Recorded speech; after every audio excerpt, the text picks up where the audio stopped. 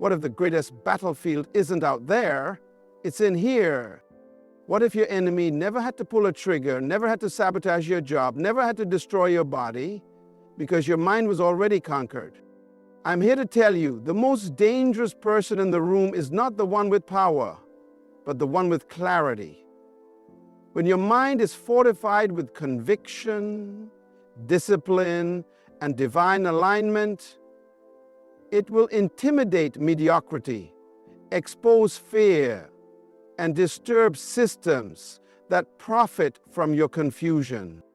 Build a mind so strong, it doesn't just inspire people, it scares them.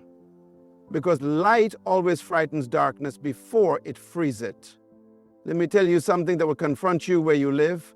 You are not what you wear, what you drive, or even what you post. You are how you think when no one is watching. What builds or breaks a person is not found in the mirror, it's forged in the mind. And until your thinking changes, your future is being hijacked by old software. Some of you have been praying for a breakthrough, but you're still thinking like a hostage. You're speaking faith with your mouth, but hosting fear in your thoughts. That contradiction is the silent assassin of destiny. The scripture says, as a man thinks in his heart, so is he. And yet most people read that and think it's about what you say to yourself occasionally. No, it's about the environment you've cultivated in your mind. It's the thought patterns you've baptized in repetition. It's the unspoken agreements you've made with fear. You've got to examine the thinking that's ruling your life.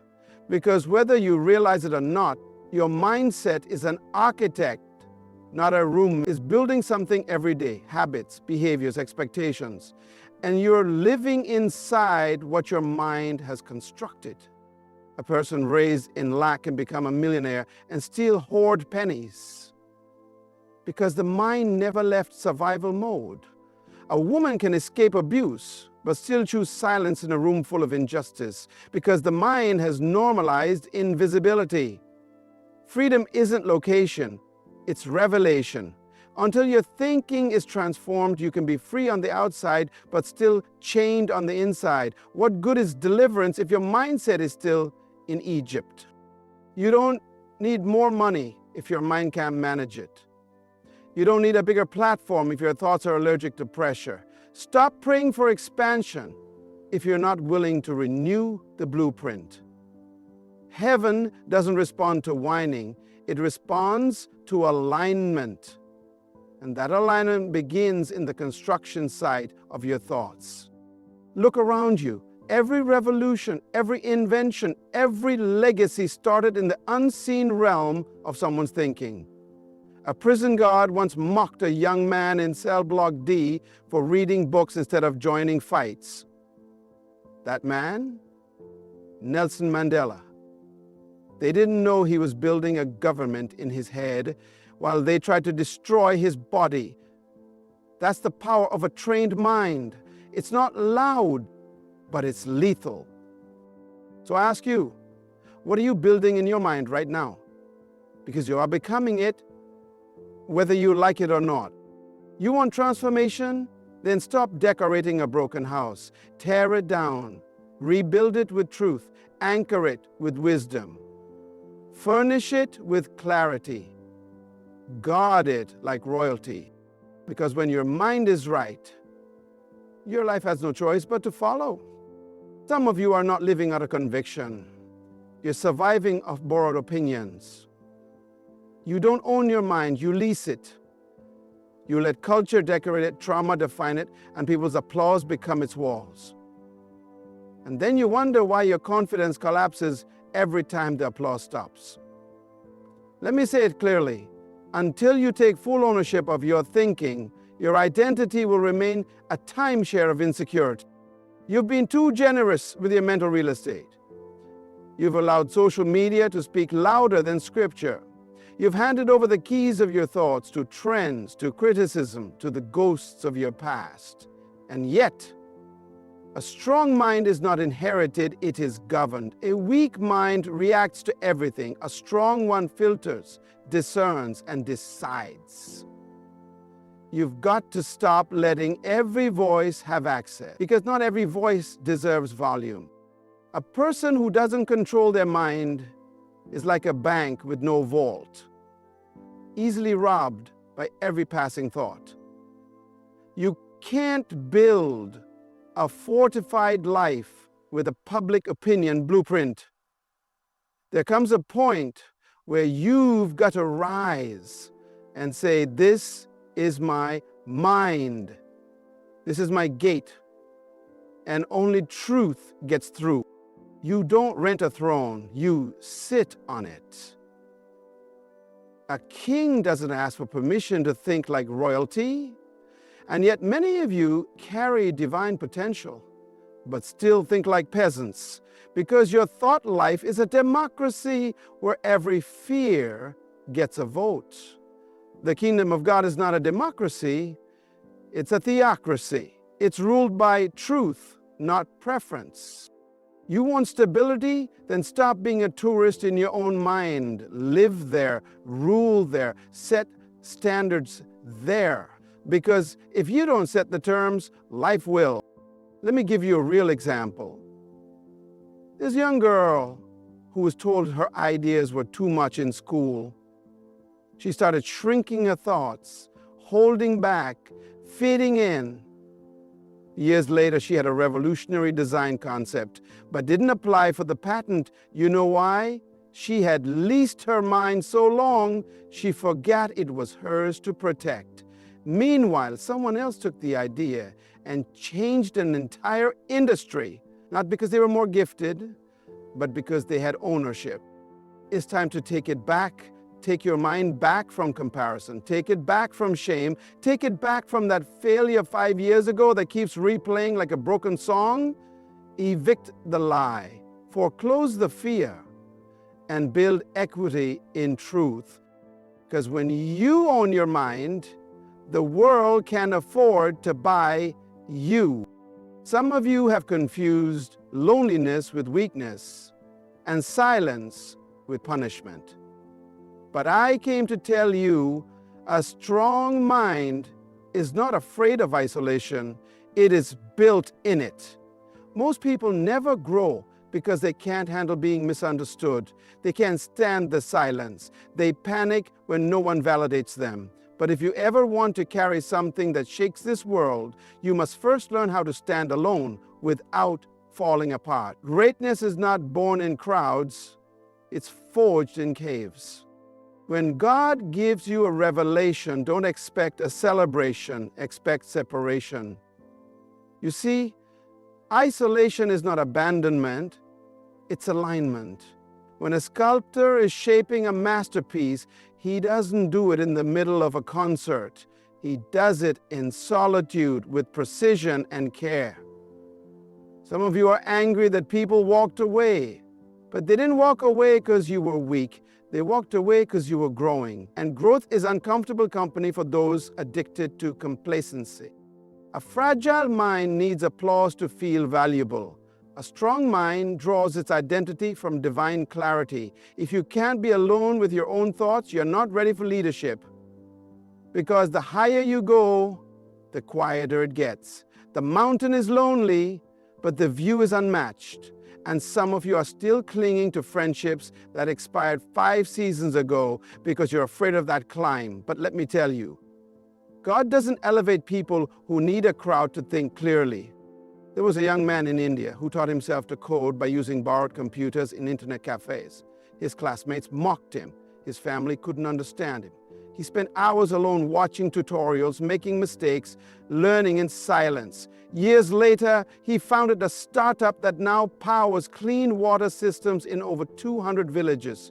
You think he was chosen because he had money? No, he had clarity in isolation. And that's what scared people. He didn't need noise to know his direction. Even Jesus was led into the wilderness before his public power was revealed. Why? Because before you speak to storms, you must first conquer the quiet. And let me tell you something.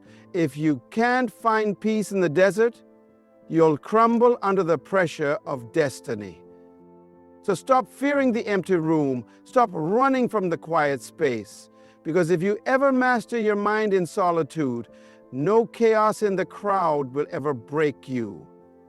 Let isolation refine you, not define you. When the dust settles, those who stood alone with conviction will be the ones still standing. And they won't need to be loud, because the weight of their mind will speak for them. A mind that does not confront pain will always be at the mercy of it. You cannot build a strong, unshakable mind while running from the very thing that was meant to forge it. Pain is not your enemy, it's your mirror. It doesn't just visit you to break you, it visits you to introduce you to you. And many of you have spent years resenting what was actually sent to reveal. Let me be plain. You will never think with authority if you keep avoiding the wounds that shaped your beliefs. Some of you are not stuck because of a curse, you're stuck because of an unhealed conclusion. Something happened, someone left, something broke, and in that moment you told yourself, I'm not enough, I'll never try again, no one can be trusted. And instead of healing, you built a mindset around survival. But you cannot reign in life with a mind ruled by fear-based logic. Fear doesn't protect the mind, it paralyzes it. There was a man in Brazil, raised in the slums, who watched his father beaten and his mother beg. He grew up angry, not just at people, but at hope. Anytime someone spoke about dreams, he rolled his eyes. Why? Because pain had taught him that hope was a liar. But one day, sitting under a tree with an old broken guitar, he began writing music, raw, unfiltered, from his wounds. And something shifted. The very pain that taught him to hate life started becoming the sound that healed others. Today, his songs fund education centers across Rio's poorest districts. Why? Because he stopped cursing his pain and started interpreting it. When pain is unprocessed, it becomes poison. When it's processed, it becomes power. The difference lies in the mind that interprets it. You don't choose what breaks you, but you do choose what that break becomes. You can become bitter, or you can become better. You can use it as a crutch, or you can use it as a cornerstone. Even gold must be refined by fire.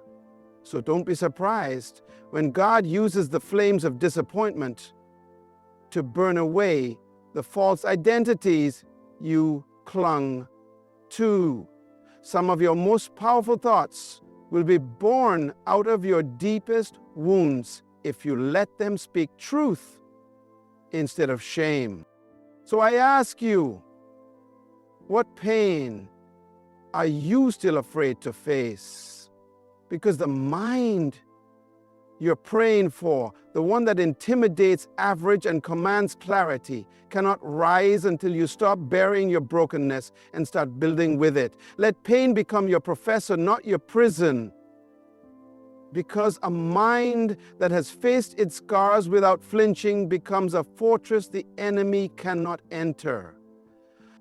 Some of you are frustrated not because you're lost, but because you're full. Your mind is overcrowded, packed, cluttered. You are carrying everything: opinions, regrets, false labels, outdated instructions, and trying to build something great with a blueprint buried beneath the noise. But listen carefully. You cannot create from confusion. You cannot lead with a loaded conscience. A strong mind is not just filled, it is focused. There is a weight to clarity that makes average people uncomfortable. When your mind becomes disciplined, it no longer entertains what doesn't align. And this is where the pruning begins. See, growth doesn't come from adding more. It comes from releasing what no longer fits where you're going. That's the cost of greatness. Subtraction before multiplication. It's easy to say I want to be sharp, but not everyone is willing to be chiseled. Some of you have outgrown certain beliefs, but you still rehearse them like sacred truth.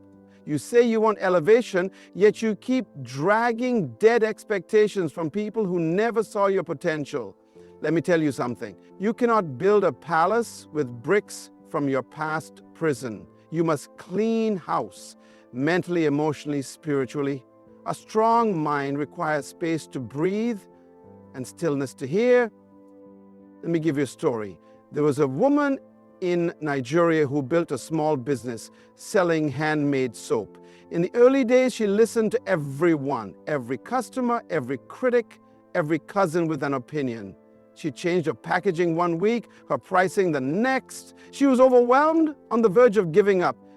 Then one night, she sat down and asked herself, what do I truly want this to become?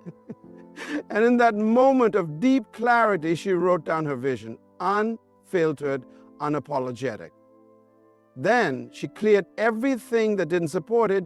That business now supplies luxury hotels across 3 countries. Not because she added more, but because she focused more. See, focus is violent. It cuts, it separates, it silences.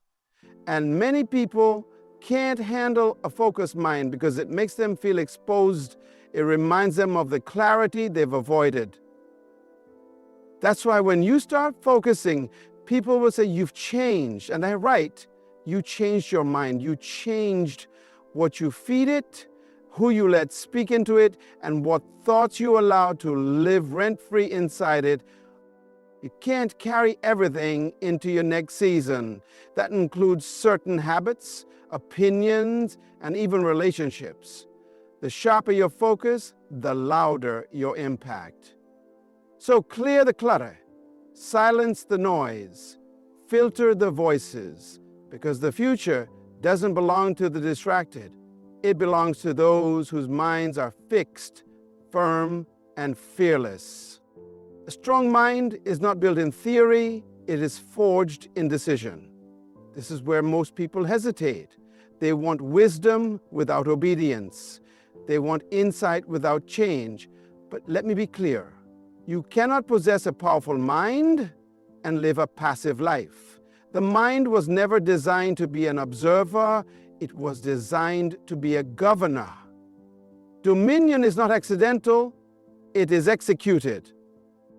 There comes a moment where you must stop waiting for motivation and start commanding your will. Your thoughts may inspire you, but your actions reveal you. It's not what you believe in the dark that shapes your life. It's what you do in the light.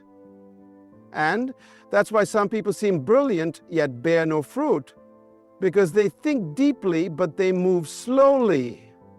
They don't lack intelligence, they lack decision. And indecision is the graveyard where greatness is buried. Let me ask you something.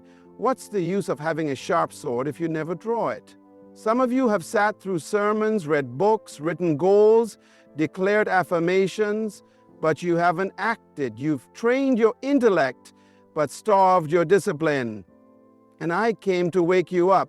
A strong mind is not a library, it's a weapon. You sharpen it through use, not storage. There was a young woman in South Korea who worked 2 jobs and studied computer engineering on public buses. She kept a small notebook where she wrote one new thing she learned each day. But she didn't just write, she applied. Every week she built something new, a tiny app, a simple code, a small solution. 7 years later, her startup was acquired for $38 million, not because she was the smartest, because she decided faster than others hesitate. When you hesitate, you train your mind to doubt itself. When you act, you train your mind to trust its authority. And that trust becomes momentum. That's when you begin to live with conviction. Not because life got easier, but because your decisions got louder. Even Jesus, knowing the cross stood before him, didn't wait for ideal circumstances. He set his face like flint. Why? Because clarity without commitment is cowardice. And the kingdom doesn't advance on feelings. It advances through those who obey when it's hard, trust when it's dark, and move when it's costly.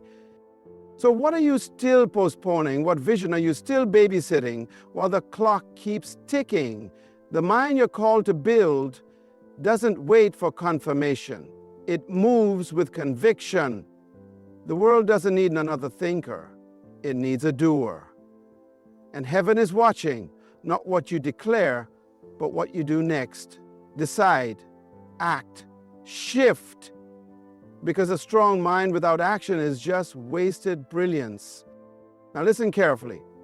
Building a mind so strong it scares people is not for the faint-hearted.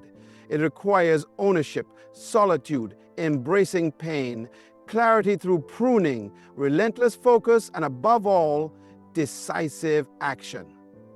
This kind of mind will not only withstand storms, it will command them to move. It will not just dream, it will do. And it will not settle for average when it was born for authority. Remember, you are not a product of your circumstances, but a masterpiece of intentional thought. The power to shape your destiny is already planted within you. It is time to rise, take control, and build a mind that not only defies limits, but reshapes the world around you. Go forth boldly, think fiercely, and act relentlessly. The journey will be challenging, but the reward is a life that echoes through generations. This is your moment to own your mind and unleash the force that scares the ordinary and inspires the extraordinary. Good luck, and thank you for embracing this calling. Your mind is your kingdom. Rule it well.